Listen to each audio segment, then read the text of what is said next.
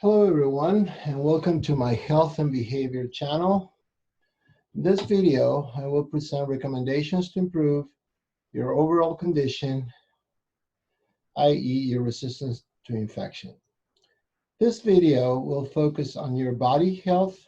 First, we have to understand that from an integrative medicine perspective, great attention is paid not only to the aggressor, in this case COVID-19, but to the terrain that is to the body's ability to repel the infection and mount up an adequate immune response to overcome the viral invasion.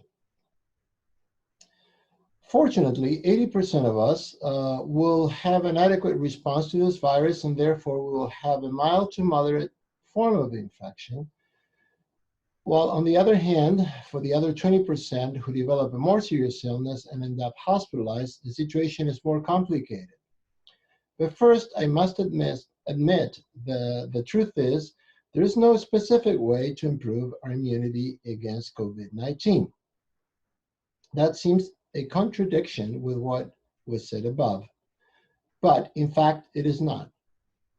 This is so because that's not what integrative medicine focuses on.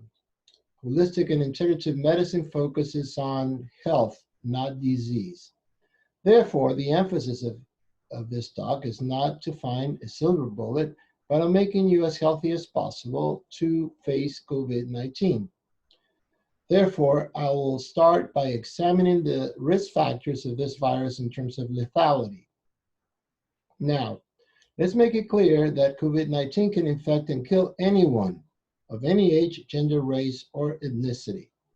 And yet, the following are people most at risk of serious illness and death if infected with coronavirus. Number one, older adults, those from age 50 and above, but most of all, those that are older than 65. Number two, people with underlying medical conditions such as asthmatic, those suffering from COPD, and smokers, those suffering from severe heart disease and high blood pressure, cancer patients, people with HIV, diabetics, the obese, people with chronic kidney or liver disease, people with immune deficiencies, and people on chemo or taking immunosuppressants. Now, let's look at the factors involved in your vulnerability to coronavirus infection.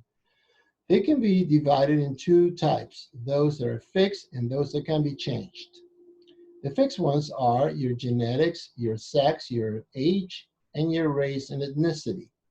While those that can be changed are your weight, your addictions, your diet, your fitness level and stress levels, your glucose levels, your sexual activities, your attitude about using protective gear, and your social distancing recommendations. Let's start with those that can be changed. It is obvious that genetics and age play an important role in the immune response to COVID-19. Children appear to be more resilient and develop milder forms of the disease.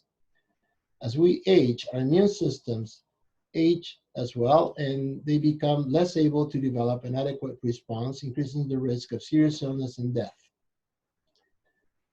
Men are likely to develop more severe forms of the disease than women, while pregnant women do not appear to get COVID-19 more often than non-pregnant women, and so far there is no evidence that the virus enters the fetus in the womb.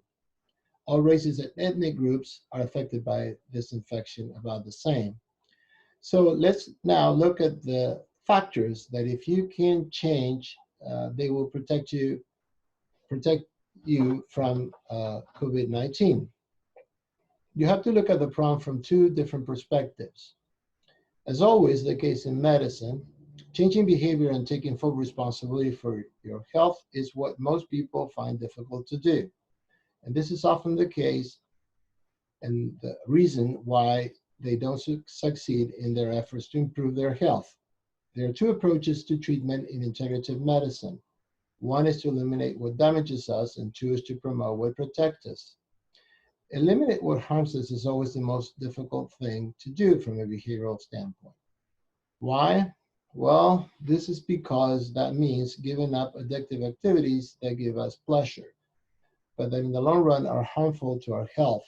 These addictions are important factors that cause the problems and that reduce our immunity against the virus and end up getting us sick. Therefore, let's look here at the main factors that need to be removed to defeat the coronavirus. Consider them the 10 golden rules for maintaining good health and win the battle against COVID-19. Number one, stop smoking or vaping, tobacco or marijuana. Smoking has been shown to increase the risk of COVID-19 infection. Marijuana decreases defenses. In addition, marijuana causes the same problems as tobacco smoke. Number two, stop drinking in excess. Alcohol affects the liver, decreases immunity, causes major depression, which is also known to decrease immunity. Number three, stop using drugs. Stimulant drugs such as amphetamines and cocaine stress the adrenals, which in turn decrease the activity of white cells like T and B cells that make the antibodies. Also, quit painkillers such as heroin or any type of painkillers you may be using, since they inhibit a respiratory drive in your lungs, making it more likely that you will die from respiratory failure and pulmonary failure. Needless to say, in these times of economic depression, abandoning these destructive habits will save you a bundle of money you'll need for food, rent, mortgage, or medicine. Number four, discuss with your doctor stopping corticosteroids or immunosuppressants until the pandemic is over. Number five, stop eating junk food and too many carbs and salt. Keep in mind that the higher your glucose levels, the worse your diabetes and obesity, the poorer your immune response will be. Now let's look at what can be done to improve your health against coronavirus. Number one, lower your stress levels because it raises your steroids and decreases your immunity. Number two, sleep at least 8 hours minimum. If you cannot do it naturally, ask your doctor to give you something to sleep. Number three, walk or exercise 30 minutes a day. Number four, eat a healthy diet. By healthy, I mean something that not necessarily needs to be expensive. Get some protein from chicken, burgers, beans, and eggs. Eat vegetables of all colors. Add some fruit, particularly citrus, and cut carbs and calories. Number five, take a multivitamin with minerals, especially the diabetic-oriented ones are the best.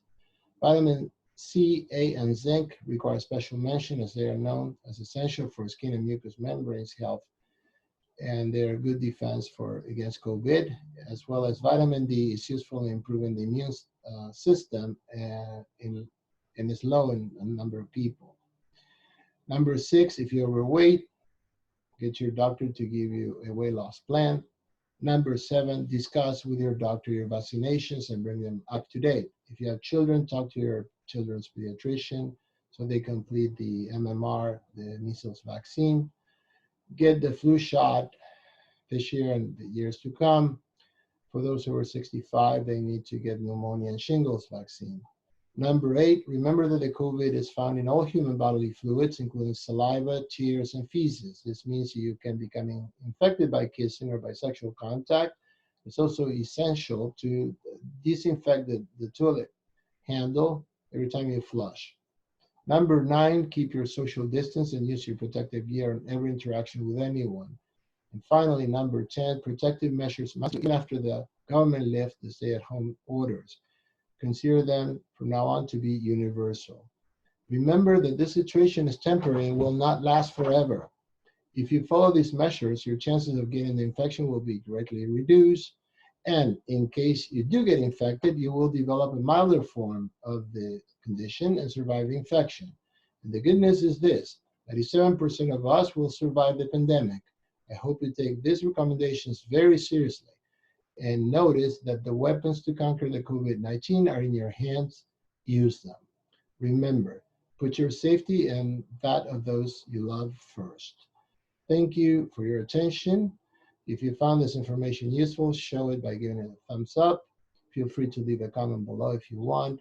Be sure to help in the fight against COVID-19 by sharing this video with your loved ones and as many people as possible.